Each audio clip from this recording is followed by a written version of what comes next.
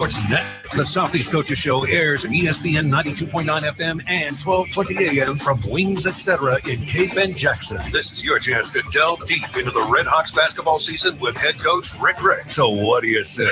Come on, let's go! Let's go! Let's go live to Wings Etc. on SEMO ESPN. And we welcome you in live to Wings Etc. We are in the Jackson location today, and scheduling note, we'll be back in Cape Girardeau for the next couple of weeks, but we are in the Jackson location today, and if you are thinking about lunch, we invite you to stop out and join us for lunch here at Wings Etc. Good food, great times. Our award-winning jumbo wings, again, voted best wings in Southeast Missouri by the People's Choice Awards for the Southeast Missourian. And on Mondays, they are just 59 cents. That's 59-cent wings on Monday. So keep that in mind. They have a full menu, much more than just wings. They've got burgers, wraps, subs, quesadillas. If you want to go the entree salad route, you can go that route.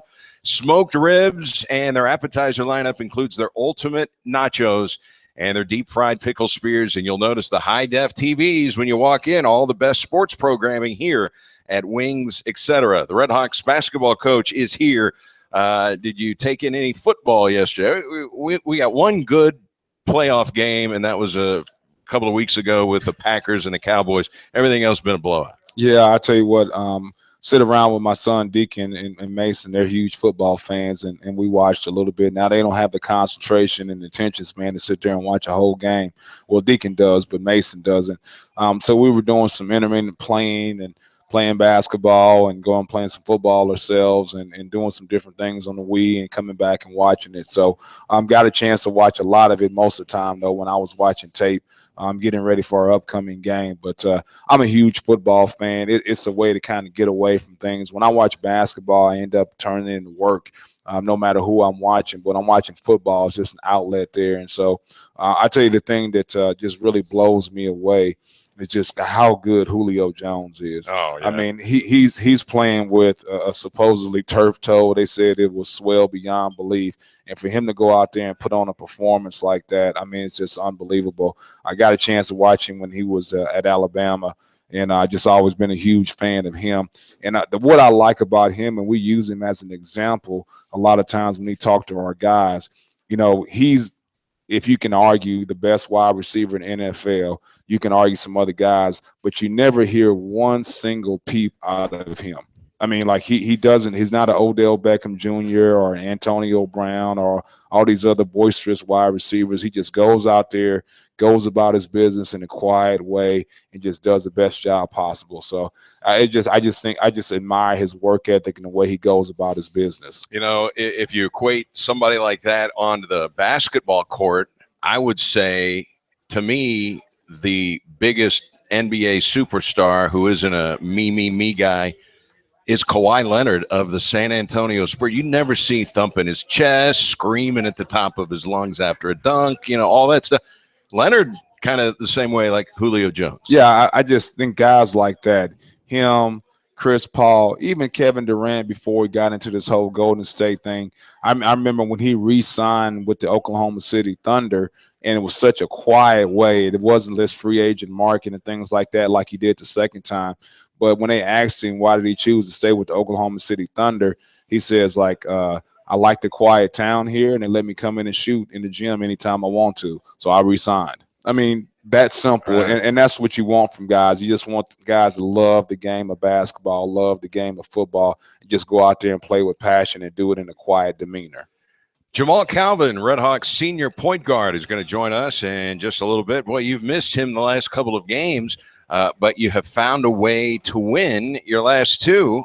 This one on Saturday against Eastern Illinois, 83-71. And I guess the questions were, is the point guard position going to be a minus without Jamal Calvin? Because you've got depth, you've got bodies, you've got guys that can play the point, but is it going to be a minus? And, man, it was a plus. Taj Edey finishes with 15 points and 3 assists, a couple of steals, and Jonathan Dalton came out there and ran the offense and had a couple of assists and hit a three-point shot, something he hadn't done very much of. Yeah, I tell you what, obviously we miss Jamal.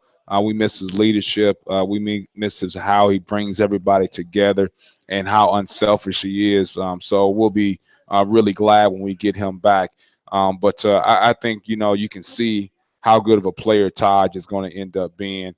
Jonathan is starting to feel more comfortable. But, I thought when we went out and got that freshman class early in the signing period, I felt really good about them. You're talking about going out and signing a guy from North Carolina, Charlotte, North Carolina, a guy from Orlando, Florida, and a guy from Massachusetts. To get them to come to Southeast Missouri State is a leap of faith based on the fact that we only had 5 wins last season.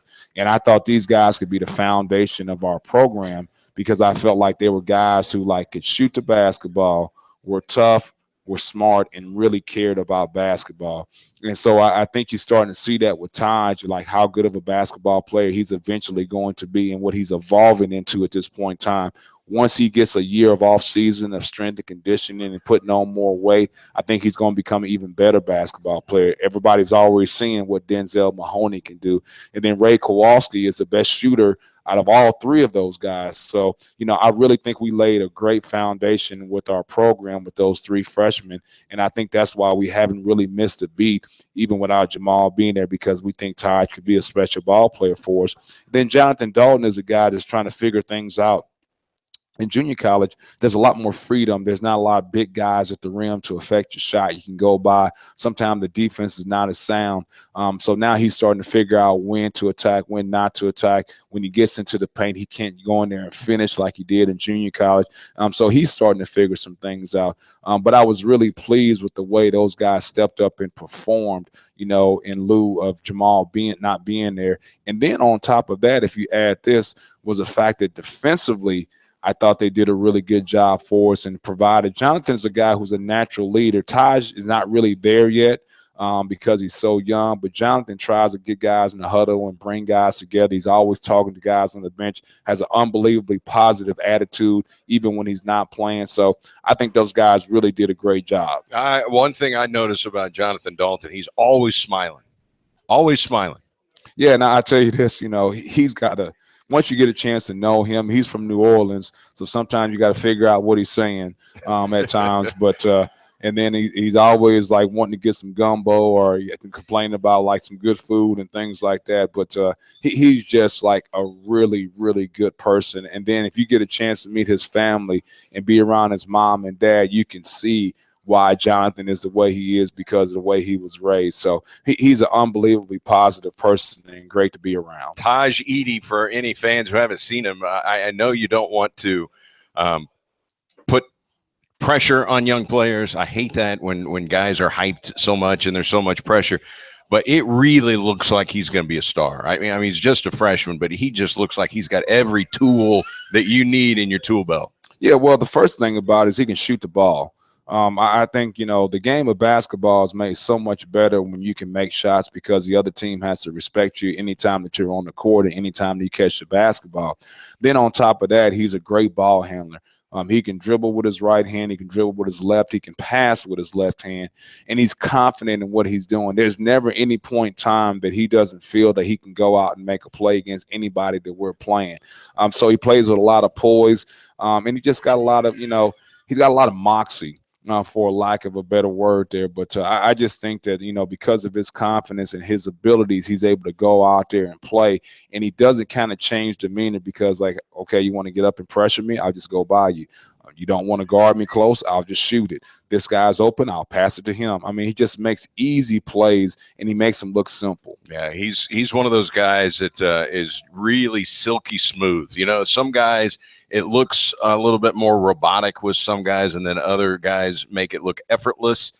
Don't you think he falls into that effortless category? Yeah, he gives you the appearance at times that he's really not playing hard or not trying hard because he does make things look simple. Now, sometimes he's really not playing hard, and so you got to talk to him about that. But, the steps that he's made, just this freshman season from a guy that we kind of had to take off the court for a few games because he wasn't giving us the things that we needed to defensively. I never really was worried about him offensively. It was just the fact that, hey, sometimes he had to figure out a way.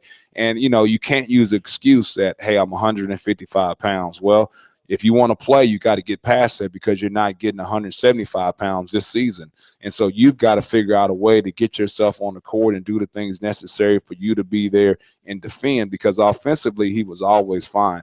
It was like he had to figure some things out defensively, and he's starting to figure those out. Does he have to drink a protein shake right when he wakes up in the morning? I mean, is that part of his thing? Is he always putting some calories in there? Well, one of the things that guys simply don't understand is like how many calories they have to take in order to get bigger and stronger. Now, you don't expect him to gain weight during the season. That's virtually impossible. Yeah.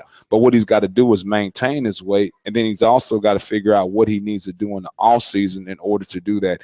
The best example that I gave him was like when I was at Purdue, we had Robbie Hummel there. And Robbie Hummel was like one of the best people that you could ever be around. I'm not talking about a basketball player, just one of the best people that you could ever be around. And Robbie understood what he needed to do in order to become a better basketball player from his freshman to his sophomore season. Well, there at Purdue, we had training table.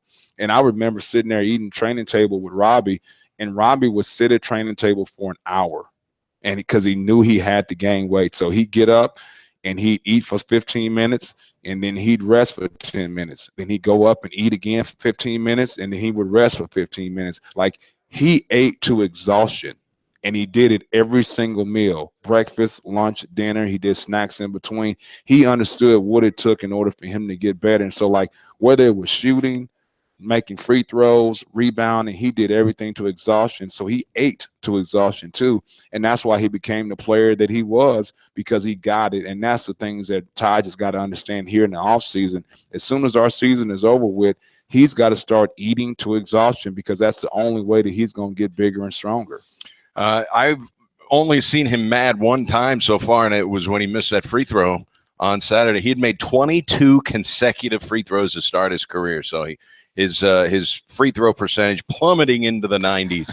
But boy, what a luxury it is to have a guy that's handling the ball that late in the game. Hey, go ahead and foul my point guard. Yeah, I mean, the guys that handle the ball the most and the guys that attack the rim the most, those are the guys that got to be your best free throw shooters, because it does no good if Antonius Cleveland and Trey Kellum are always getting to the free throw line because of the way they play, their attacking style, and their ability to get to the rim.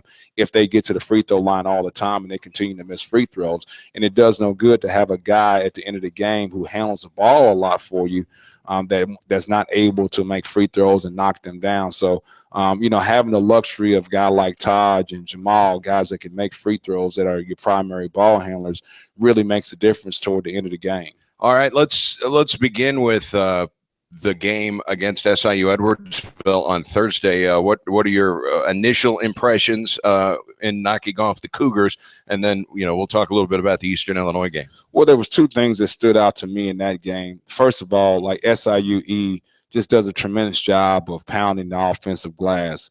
And we did a poor job with our blockout assignments. And some of that was the fact that we were in zone, and it's harder to find bodies when you're in zone. But our defensive rebounding percentage, which to me is a true measure of whether you're doing a good job rebounding the basketball.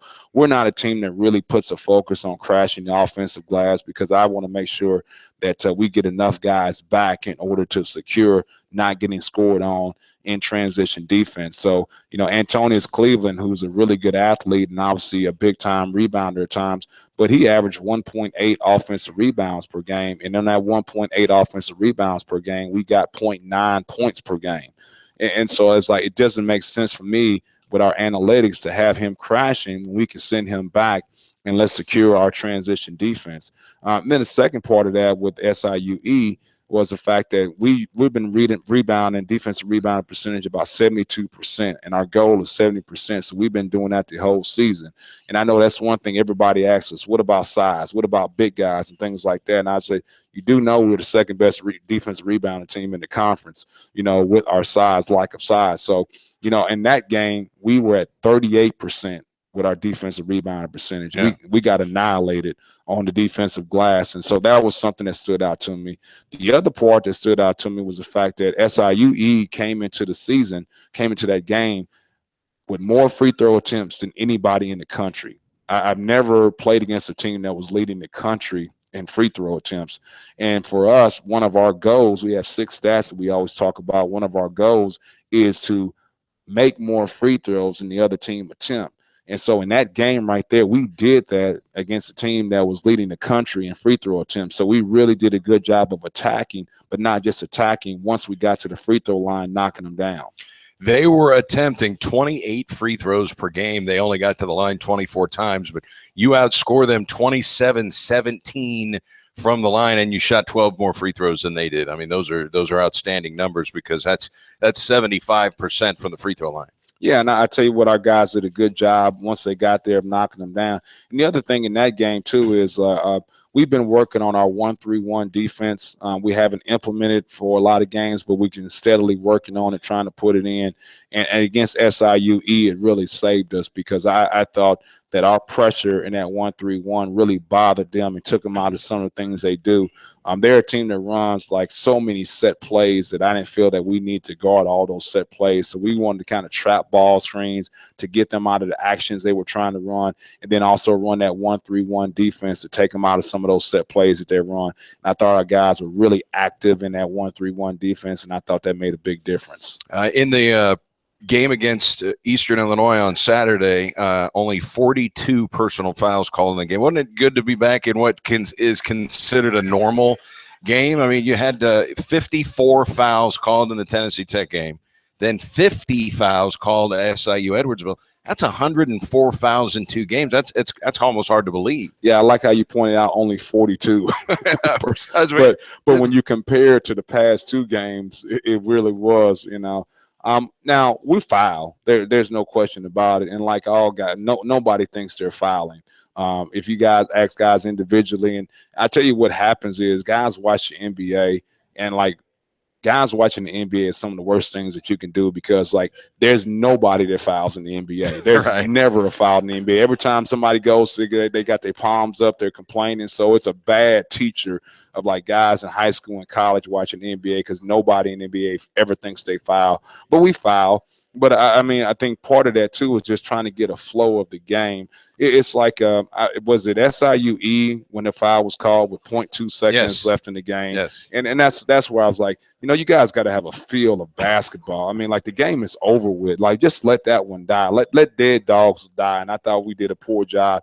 But it was good to play a game that had a little bit of more of a flow to it than the previous 2 games. I know it's weird to say 42 fouls had a flow, but there was a little bit more flow. The one thing with the SIUE game, I don't know I've ever seen a team score 11 points in 27 seconds. Yeah, the last 27 seconds, they scored 11 points in the basket. Now, you had a big enough lead, but that's probably video footage that you don't show small children the way that game ended, right? Yeah, you never want to see it again. But I tell you one thing, it gives you some things as far as like teaching points when you sit down and you watch film with your team the next opportunity you get, because, hey, these are the things that we need to work on down the stretch of the game, because we got too lackadaisical with it. We thought we had the game in hand and we relaxed. And when you're playing a game of basketball, anything competitive like that, you can never relax, and our guys relax. But I tell you, that's where not having a guy like Jamal Calvin, you know, at the end of the game right there that can calm people down, the guy that can handle the ball, a guy that can make free throws, a guy that's smart, you know, not having him in a situation like that really hurts you. And people got to remember you didn't have Cleveland either, because Antonius fouled out in only 16 minutes in that game. Yeah, Antonius only chose to play 16 minutes that game. So, we were out our 2 like veteran guys that have the ball in their hands a lot. I did find out though with the 54 fouls against Tennessee Tech. I found out after the game why there were so many fouls. The director of officiating for the OVC was there, and the commissioner were there. So that kind of might have tied into the 54 fouls with Tennessee Tech. Now, as far as Eastern Illinois goes, Coach, after you beat SIUE, then all of a sudden you're 3-0 in conference home games, and you know you have a chance to climb over 500, get to 4-3. What was the mindset of the team getting ready to play Eastern Illinois after you knocked off the Cougars? Well, the thing that behind the scenes, kind of how the sausage gets made, that's always hard, is that turnaround from Thursday to Saturday. So you have less than 48 hours for the most part to put in a new game plan, and for guys not only to like hear that game plan but learn the game plan. I think sometimes we as coaches, like, we make mistakes by giving our guys too much information. And so what you want to do is you want to try as much as possible keep it simple. And I thought, I give a ton of credit to our guys because Eastern runs a really difficult motion offense. And there's so many screens and cuts and angles and things like that that you got to explore and tell your guys how to combat that. I thought our guys did a tremendous job of going out there and executing the game plan in such a short amount of time. We can't guard it live. I mean, because to me, the recovery part of it from Thursday to Saturday is more important than going out there and beating your guys down on Friday. So on Friday, what we do is we watch film, we shoot free throws, and we make them shoot 100 jump shots, and that's it. And then the rest of that is just like a mental part of it. But what you don't want to do is you don't want to inundate your guys when they're out there playing free. So Eastern Illinois runs this intricate motion offense that you have to be able to guard. And the other part of it is Eastern came into the game. I think they were second in our conference in assist to turnover ratio. They were second in our conference in turnover margin. So they did a great job of taking care of the basketball. So I want to make sure our guys understood that we weren't going to go out there and just pressure them and turn them over. But so we wanted to focus in on how we want to guard their motion offense and then playing zone. So we wouldn't have to guard that motion offense a lot. So, once again, I thought our guys did a great job with the execution, but also our 1-3-1 and our 2-3, the zones that we played were really active and kind of knocked them out of being an opportunity to play that motion offense. Yeah, people got to keep in mind, this is an Eastern Illinois team that was turning the ball over 12 times per game, second lowest in the league. You turned them over 12 times in the first half. They finished with 18 turnovers, and you get 24 points off those turnovers. You were making your defense work for you. Yeah, and I think to me in the past, a lot of times we've turned people over, but then we would go down and we wouldn't score in advantage basketball. And so what we did was, our opportunity to score in transition off their turnovers, we really did a good job of that. And the one thing that was happening for us early in the season is we cause a turnover and we'd have advantage basketball, whether it be 4-on-3, 5-on-4, what have you, and we'd go down and turn the ball over. I mean, it's the worst thing that you can do is turn the basketball over, but like, how can you turn the ball over when you're like at advantage basketball? So we talked about that. And for us, a turnover is a bad shot, taking a contested 3-point shot or not finishing at the rim when you have numbers.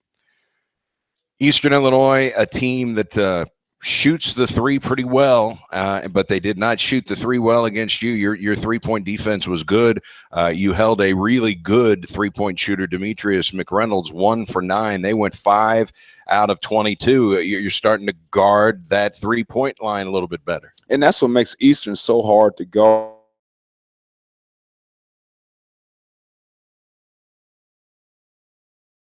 Got two guys. I'm so bad with names, but I think it's T-Son. So number 3 and number 4. Those are the two guys that we said we absolutely can't let them shoot threes. You have to make them take contested, 2-point jump shots, make them bounce the basketball. But then also their point guard, number 2, is more than capable of a 3-point shooter, and that's what he wants to do is shoot 3-pointers. But because of his size, we could kind of cheat screens a little bit and still contest his jump shot. And then number 1, McReynolds, like you talked about, shoots threes too. So they have 4 guys that we really had to concentrate on at the 3-point line. You usually don't have that many guys that you have to worry about. And Cornell Johnston, who is now Terrell Lewis, who underwent a name change, did not score in the game. He only played 19 minutes. He was 0 for 5 from the field. I don't know if he was sick, if he was 100%. I don't know, but he became a non-factor. And that guy's all conference. Rarely is he a non-factor in a game. Yeah, I mean, he's their all-time assist leader in Eastern Illinois history. So he's a guy that can not only score the ball, but he can also create. And I think they've changed their offense a little bit. Last year, they ran a lot more ball screens for him, and he was able to break the defense down. Now they're screening off the ball a lot for him more. And I don't know if that's his strength right now. But I thought, first of all, I don't know what was going on with him, but he just didn't play very well. And obviously they might not have been happy with his playing. But I thought also, too, that Jonathan and Taj did a good job on him when he was out there. So I thought they did a great defensive job with him. That, for a team that you're always wanting to see a little bit more on defense, that's the second time that you have taken a star player from an opposing team and they didn't score a point. It happened with Alize Johnson when you played Missouri State at Springfield. Yeah, and I tell you this, what you want to do is you got to have a focus. You're either like with a guy like that who's a really good player, you're going to kind of let him get his and make sure that nobody else, goes off. Or you're going to try to shut that one particular guy down. I think sometimes what we did is we did neither. We didn't hold their best player down, and then also other guys kind of got off in that. But, what you can take from these past two games, our guys get excited about what they're doing on the offensive end. But the reason we won these past two games was our defense.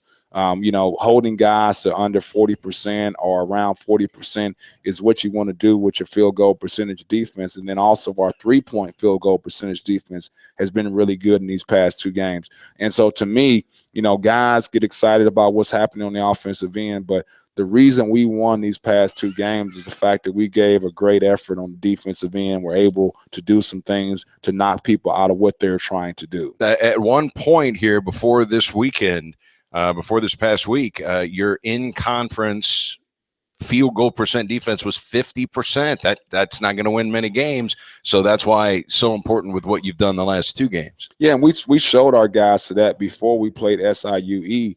We said, hey, if we want to win these games, we have to become a much better defensive team. And what I showed them was the disparity between number 11 and number 12. We were last in an OVC in field goal percentage defense at 50%, and the next team was at 46%. That's a huge disparity between like 11 and 12. And then Jacksonville State was number 1 in the league at 40%. I said, so like we're not last, like we're dead last by a wide margin. In order for us to have success in OVC play, our defense has to improve. Well, you're up to 47% now, so you're no longer last in field goal percent defense in conference play. The one big jump for anybody that saw you play last year, you just 3-point shooting was just not going to work with last year's team. You finished dead last, and you finished last by a considerable amount. Now, 7 conference games into the season, you're the best 3-point shooting team in the league. Yeah, I tell you this, obviously we had to go out and recruit some guys that can make shots. You could talk about fundamentals. You can talk about guys making shots, and you can talk about getting them in the gym and things like that. And you have to do all those things. But you got to recruit guys that can come in with the ability already to shoot the ball. And so we put a huge emphasis on that. We had to become better shooters. And so for us to be dead last, like you said, last year in OVC play in 3-point percentage, and it was by wide margin, and now we're in first place in 3-point field goal percentage, it means that we went out and recruited the right guys, but also like we continue, like guys like Antonius Cleveland have made huge jumps in their 3-point field goal percentage. Jamal Calvin has made huge jumps. But the thing that if you look at it is like we're selective 3-point shooters. Like a lot of the teams that are we play against, they're shooting a lot more threes than us. And to me, that was a key that I told Antonius Cleveland. For him to become a better 3-point shooter, his shot selection had to improve. Jamal Kelvin, your shot selection had to improve. Having better players around them obviously helps your shot selection. But that's the thing to me that we've improved on the most. And then also on top of that, we're number 2 in the conference in field goal percentage offense. And so like that makes a huge difference, because like Belmont is number 1 and everybody understands why they're number 1. They got the best shooting team, not just in the OVC, but also like one of the better shooting teams in the country. But for us to be number 2 in our field goal percentage offense means that we're not taking bad shots.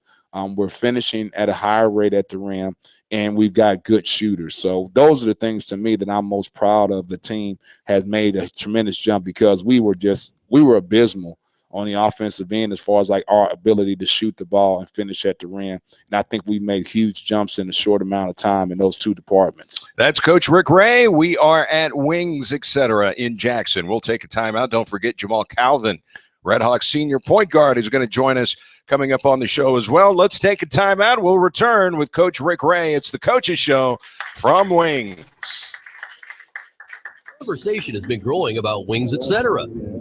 See, Wings, etc. has those award-winning jumbo wings. They're popular for both dine-in and carry-out. Now, the word is getting out about Wings, etc.'s appetizer lineup. From the ultimate nachos to the deep-fried pickle spears, frankly, they're irresistible. Friends are sharing time together at Wings, etc. They've got dining rooms filled with HD TVs tuned to the best sports programming, including NFL Sunday Ticket. The people at the next table are talking about Wings, etc.'s daily half-pound lunch special, starting at just $6.49. Plus, Wings, etc. has food and drink specials throughout the week, including 59-cent wings every Monday. Plus, there's the kids menu, and Wings, etc. is family-friendly with video games in the dining room. And the whole community is excited about how Wings, etc. is locally owned and operated, and they're proud to support local athletes, their families, schools, and teams. I guess Wings, etc. is a really big deal around here. Flu season is here, but there's something else going around that could be even more contagious. And that's hope. Rite Aid is committed to spreading hope, not the flu. In honor of all our customers who get a flu shot, the Rite Aid Foundation is donating over $1.8 million to more than 350 KidSense charities committed to the health and well-being of children in our communities. So come in today and get your flu shot. No appointments necessary, and it's free with most insurance. Rite Aid. With us, it's personal. Flu vaccines available while supplies last. Age restrictions apply in some states. See pharmacy for details.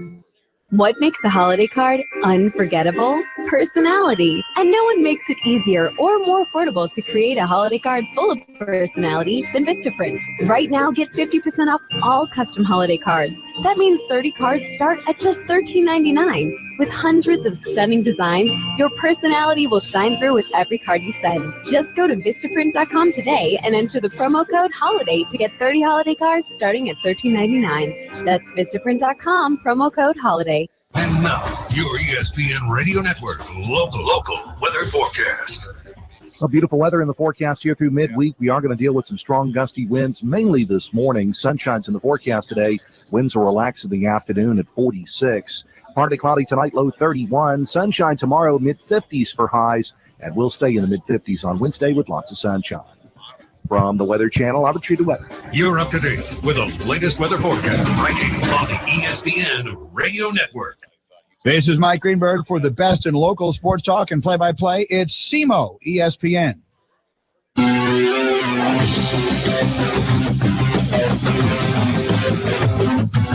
It's the Redhawks Coaches Show, live from Wings, etc. in Cape Girardeau. Redhawks head coach Rick Ray is here. We'll talk with Jamal Calvin, senior point guard, coming up in just a few minutes. What's the physical status now on Jamal? For those who don't know, it is a ligament in his foot, and so you really had to sit him down and explain why he wasn't going to play on Saturday. He really wanted to play in the Eastern Illinois game, right? Yeah, it was so hard for him to sit there and watch the game on Thursday, especially at the end of the game, the way that transpired.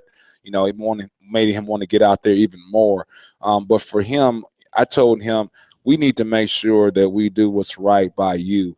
And so, like, if you go out there and you play on Saturday and you end up tearing a ligament, and now instead of like you missing 2 games, you're missing 10 games and probably ending your senior season. You don't need that. The team doesn't need that. So we got to make sure we're smart on how we manage this. And I know that's not easy for you to hear, but I think we got to make sure that, hey, now we give you all of this time to get that irritation going, to get the inflammation away so you don't have that risk of it tearing. So what we'll do is he went to the pool today, him and Trey Kellum, and what we'll do is we'll look at his foot again on Tuesday and see like what we need to do, because what you're trying to do is get all the inflammation away and take away the physical pounding of that so it doesn't come back until it's really right. So he may play Thursday, he may not play Thursday. It all depends on how his foot responds to any sort of pounding that we do, and we probably won't put him on the court until Wednesday to do anything 5-on-5 or physical play. You know, the time that Trey Kellum missed because of his sprained MCL in his knee, you played 5 games during that stretch. You went 1-4 with the one victory over a Division II squad, Henderson State. So against Division I opponents, you were winless without Trey Kellum. And just watching him play the other night, 15 points, 13 rebounds, you see how important he is for your team. Some of the moves that he was making down there on the post, I mean, he's just a really good player. Yeah, and, what we've done with him is because of he was still struggling. Even though he came back, he was still really struggling. Yeah. So what we did with him is we have Sunday off as a team. Monday, today, he goes to the pool with Coach Johnson and does a workout. So he doesn't have any physical pounding with that knee. Then when he comes back on Tuesday, there's no contact. Everything is 5-on-0. We do some shooting drills, we do some post moves, things like that. So he only participates in that. He doesn't do anything that's a physical contact. And then on Wednesday, he actually practices like normal. So what's that done is like that's really made him, he's got a lot more pop on Thursday and Saturday.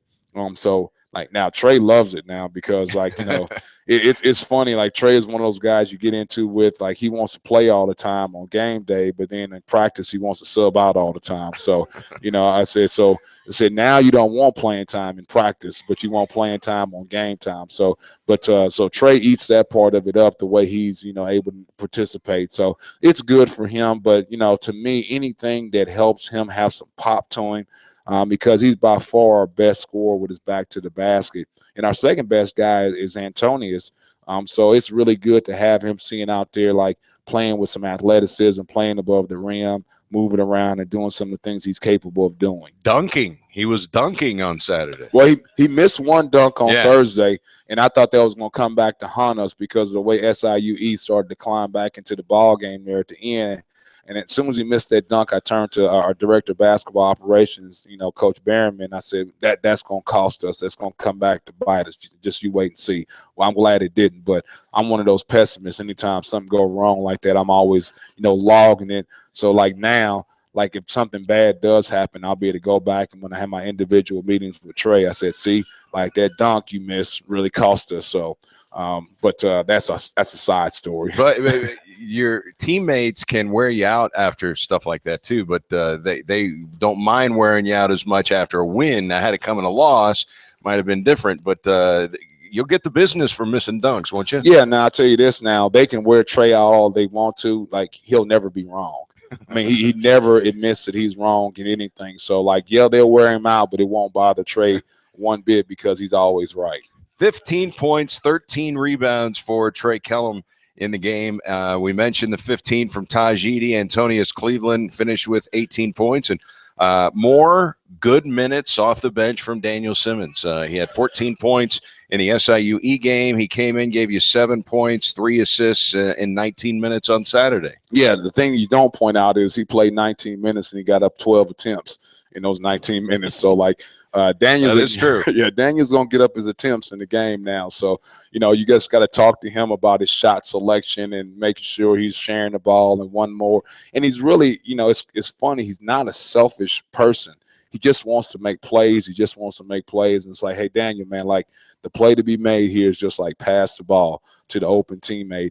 But he's a guy that's like, when he comes in, you're going to get your money's worth now because he's going to always be in attack mode, always trying to score, always trying to get some things done. And Milos had a good game against Eastern Illinois. 8 points, a couple of rebounds, had an assist, did not turn the ball over in 21 minutes. And it's been a little while since he's hit multiple three-pointers in a game. Yeah, I'll tell you what, Milos is a guy that needs, like, he's one of those guys, he needs confidence. He needs to be reassured and things like that. And so what helps a lot of times with Milos is when he plays the 5-spot forwards, because we'll get out there in our ball screen motion and they'll end up with their 5-man guarding Milos. Well, when he gets in a pick and pop situation where he can clear out a side, I mean, there's not very many 5-men that's going to be able to guard him on a pick and pop action because of his ability to shoot the three-pointer. And he's also a good passer. He's a skilled guy. So, sometimes not having Changa out there. And so, like, when you have him at the 4 spot, well, 4s, they get used to being able to guard the pick and pop action. But with 5s, they really don't have the ability to guard that pick and pop action. So he ended up getting a couple threes because of that reason. All right, you want to explain with William Chenga? He's ineligible for the last 2 games. Do we know anything else going forward? It's an academic thing, though, right? Yeah, right now it's in the NCAA's hands. He's academically ineligible. We filed an appeal and trying to get a waiver on that. So until we hear back from that, he's still academically ineligible. So until this gets cleared up, it may not get cleared up. And really, we talked about this, you got to make sure you control your own destiny. And anytime something like this happens where you're not out because of like a physical ailment, guys being out because they're hurt, we totally understand that. When you're out because you're hurt, you just got to make sure you're doing everything you can to get back. And so, like, I don't ever want to hear that you missed a training room appointment because, like, to me, then you're not holding up to your end of the bargain because I'm never going to force guys to get back out on the court. I want them coming back 100%. I want to make sure they take the time to get back and help the team. But, like, don't miss training room appointments. If you got a doctor's appointment, you got to make sure if Miss Amanda said you need to be there at 6:30 in the morning, you need to be there at 6:30 in the morning. You need to do everything you can on your end to hold up to the bargain. But when you do something like this where it's under your control, to me, it's like a selfish act. And so you're telling your team you really don't care about the team. So those are the things that Chenga has to learn from this experience, and hopefully he does, because it does hurt the team that he's not here, and it's something that was totally under his control. That's just it. Early in the season, he missed those 2 games because of the NCAA wanting to see some transcripts from 6th grade over in his home country. But this, people are wondering, is this related back? Is it the NCAA stuff? This is just classroom stuff. Yes, sir. Okay. All right. And we don't know when we'll hear anything. Again, that's classic NCAA. They just kind of operate on their own time. Yeah. But at the end of the day, if the NCAA, we don't hear back from them in 6 weeks, we don't hear back from them in 4 weeks, we can't get mad because, Chenga put himself in this situation. So we can't get mad at the NCAA because we're appealing because you're academically ineligible. That's not the problem. The problem was that you were academically ineligible. All right. It is Murray State coming up on Thursday night. It's a 7 o'clock tip-off at the CFSB Center, and you're talking about Murray State. The one thing that jumps out at me with Murray State right away is that they have 4 players in the top 15 of the league in free throw shooting percentage. They have really good free throw shooters and 4 of their starting 5 guys that you really don't want to see on the line late in the ball game. Yeah, well, I tell you what, to me, as far as like their personnel, they probably got the best personnel in our league. I think you can debate between them and Belmont, but they've got so many guys that are explosive scorers. And the reason why they get to the free throw line so much is they put a tremendous amount of pressure on your defense because of their ability not only to shoot, but also drive the basketball. To me, Belmont's different because you're not as worried about them putting the ball on the deck and making plays. You're really concerned about their ability to make threes. But with Murray State, they have guys that are really good shooters, but also really good attacking you off the bounce. And so because of that reason, you send them to the free throw line, and obviously they can shoot. And when they get to the free throw line, they're able to knock them down. Their number 1 guy is a guy who was there for the first year. His name is Jonathan Stark. And believe it or not, SEMO has played against this guy 4 years ago when they played down in Mexico in that tournament. They played Tulane. Stark was a freshman. In fact, he was Conference USA all-freshman team. He hit 75 threes in his 2 seasons there. He has come to Murray State, and he has brought that three-point shot with him, Coach. Leads the league with 63 made threes. He's second in the league in scoring, and if you think he's just about scoring the ball, he's also second in the league in assists. I mean, he's a complete ball player. Yeah, I actually got a chance to play against him when he was at Mississippi State. We played Tulane, and he was a player there, and he was a really good player then. So, when he transferred over to Murray State and obviously had to sit out the year, for the year of residency, I knew that he would be a good player. Now, he has unbelievable confidence in his game. He's able to make shots. He's able to penetrate and make plays for others and not just for himself. But really, it's really, really hard to guard him is in transition, because in transition, he's going. And not only is he going, they're setting ball screens for him in transition, which are really, really hard to guard. So he's a complete player. He's a guy that's going to be a problem for us. But what we've got to understand as a team, there's going to be an individual on that person, but they can't just be that person guarding him on the island. It's got to be a team effort. We always talk about 31. That's 3 guys guarding 1 guy. So when he gets the basketball, there's got to be a guy to his right, a guy to his left, taking away gaps and opportunities for him to penetrate and make plays. And he's not just, no one has made more threes than him, but he's not just a 3-point shooter. He has 102 free throw attempts. That means he gets to the rim. Yeah, and I tell you, the thing about him that's so hard is like we're going to tell our guys like no threes, no threes, no threes. Most of the time you tell guys no threes, then when they put the ball on the deck, you're fine with that. Well, with him, it's got to be no threes, no threes, and then when he puts the ball on the deck, you still got to be okay. Like keep him in front of you now, So it's going to be really hard to do both of those things. But it's going to take that type of effort in order to like contain him. Are you going to zone them on Thursday? We'll see. I mean, I think in basketball now it's become like you have to have a change-up pitch. Yep. You can't just go out there and throw fastball. To me, you get figured out. You get in foul trouble. Everybody has great set plays that they run against their man. So for us, we got to have a change-up pitch. Now, will a change-up pitch for us be our 1-3-1 defense? Will it be our 2-3? We're going to examine that and try to figure out what's the best thing that can happen. Sometimes, we just like throw it up against the wall and see what sticks. If we start off in our 1-3-1 and they're not having success against it, we'll stick with that a little bit longer.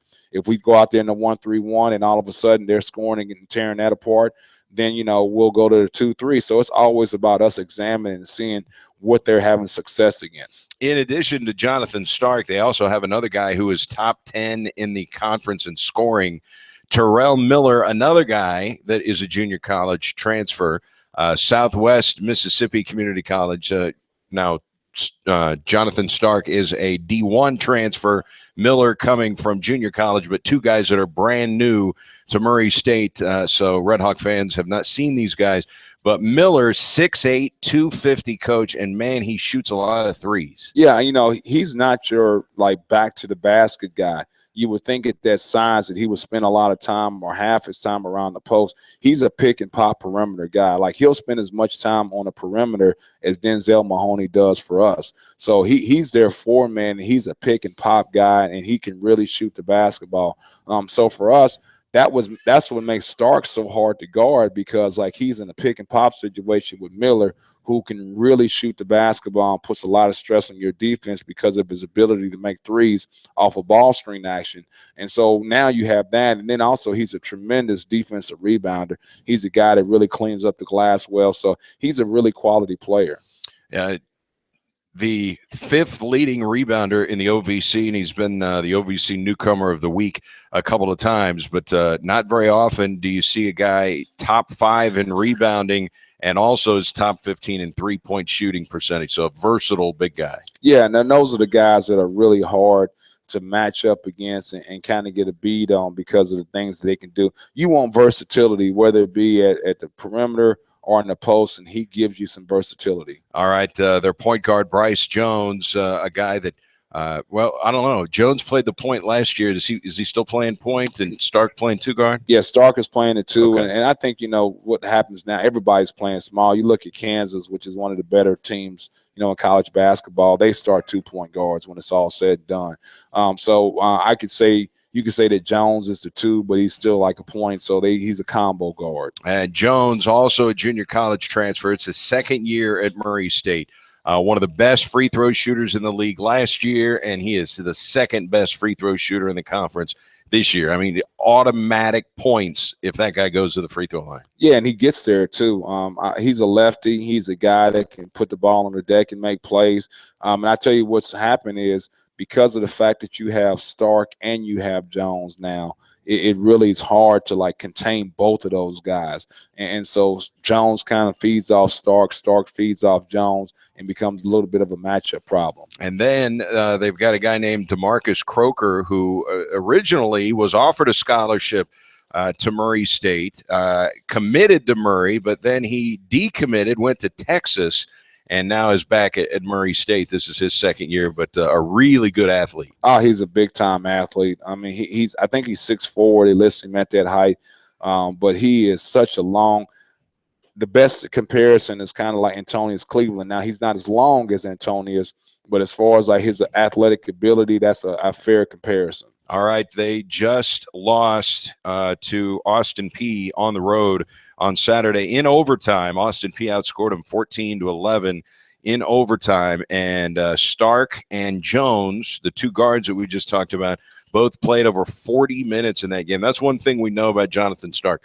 Third in the league in minutes played. He's not coming off the floor very often. Yeah, well, obviously they're going to kind of be foaming at the mouth here. Coming into this game because they're coming off a loss. The only thing I could say about that Austin Peay game, I wish it went in a triple overtime or quadruple overtime, kind of wear those guys out a little bit. But like Eastern Illinois did before they came. They had 4 guys who played over 40 minutes in that game. And that's what we want. We want those tough, physical, hard games like that to go into double and triple overtime before they play us. But, you got a lot of rest here. Coming into the game on Thursday, so I'm sure they'll be well prepared. Is this something that you talk to your team about, that you're one game behind Murray State for the top of the division standings? If you would beat Murray State on Thursday, you're tied for first in the OVC West. Yeah, we haven't mentioned it, and I won't mention it. But guys social media and the way they can find out things, the internet, they know that information, so I don't talk about it. What we talk about is like the process of getting prepared for a game and going out and executing that game plan. If you start talking about those things that's too far out for them, to me, you're not doing them any service. You're doing them a disservice. So it's so early in our conference play that we don't want to get focused on that, because where teams are right now, 10 games from now, they could be totally different. So we just got to make sure we take care of our business. All right, the Redhawks and the Murray State Racers, it'll be Thursday at 7 o'clock, and then Southeast will play at Austin Peay on Saturday. We'll take one final timeout, come back to wrap it up with Coach Rick Ray. It is the Redhawks Coaches Show, Wings, etc. in Jackson on SEMO ESPN. Conversation has been growing about Wings, etc. See, Wings Etc. has those award-winning jumbo wings. They're popular for both dine-in and carry-out. Now, the word is getting out about Wings Etc.'s appetizer lineup. From the ultimate nachos to the deep-fried pickle spears, frankly, they're irresistible. Friends are sharing time together at Wings Etc. They've got dining rooms filled with HD TVs tuned to the best sports programming, including NFL Sunday Ticket. The people at the next table are talking about Wings Etc.'s daily half-pound lunch special, starting at just $6.49.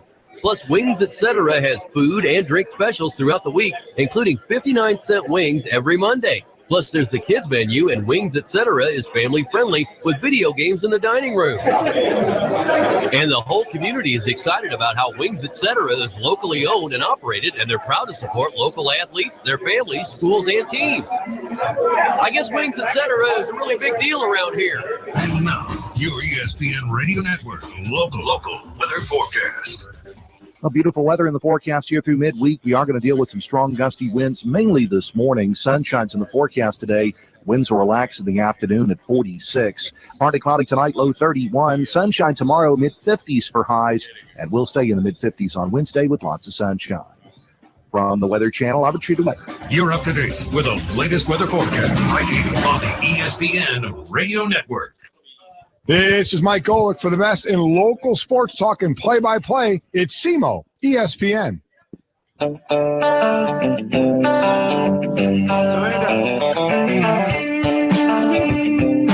Welcome back. Final segment here with Coach Rick Ray. It is the Redhawks Coaches Show at Wings, etc. Don't forget 59-cent wings on Mondays, so you can take advantage of that. The best wings in Southeast Missouri. And, of course, they have food and drink specials throughout the week. And their daily half-pound lunch specials start at just $6.49. Pretty good for a lunch price. They've got a great kids menu. In fact, we've got some kids here now. I see Ben Hansa is here enjoying some food off the kids menu. And they are open late on the weekend, open 7 days a week. It is Wings, etc. And don't forget, we'll be in the Cape location next week as we'll be talking about the Murray State and the Austin Peay game. I know you just prepare for it one game at a time, but I did want to mention Austin Peay for Saturday.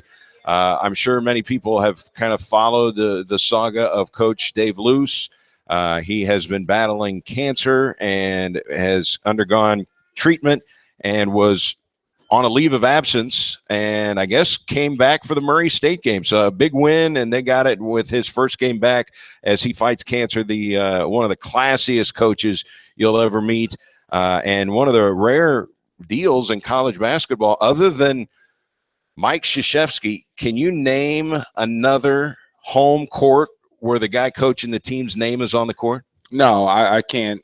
And I tell you this, the thing that kind of blows you away is the fact that obviously I think Coach Luce, what he's done for Austin Peay University and his service and the type of program he's run for so long is admirable, but also just the toughness, that he displays and able to go through chemotherapy and go through cancer treatment and then still be able to come back and coach. I mean, when we talk to his guys about toughness, I mean, they got to respect where it's coming from because that's an unbelievable thing that he's going through and the toughness he exhibits in that. But you're talking about like a guy, a court being named after a coach. I got a quick funny story there. When I was at Purdue, obviously everybody knows the legendary coach Gene Cady. Right. So Coach Cady was still around the program a lot because of his relationship with Coach Painter. So Coach Cady called me day before a game and was asking me if it was possible for him to get 2 tickets, to the game. And would that be a problem? And I said, Coach, your name is on the court. I think we can find 2 tickets for you. Wow. Gene Cady, what a great career he had, huh? Oh gosh. I mean, the chance to be around him and, and he doesn't think it's a big deal. I mean, that's the thing that's crazy about when being around Coach Cady. A lot of guys that had the success that he had, they flaunt it, and have an ego about it. Coach Cady just we did what we were supposed to do. We went out and recruited and we won ball games and developed young men. He said that's what we're supposed to do. So, but he is really a humble person and great to be around. And, the gruff exterior that everybody sees on those game days and things like that, nothing like that at all, off the court.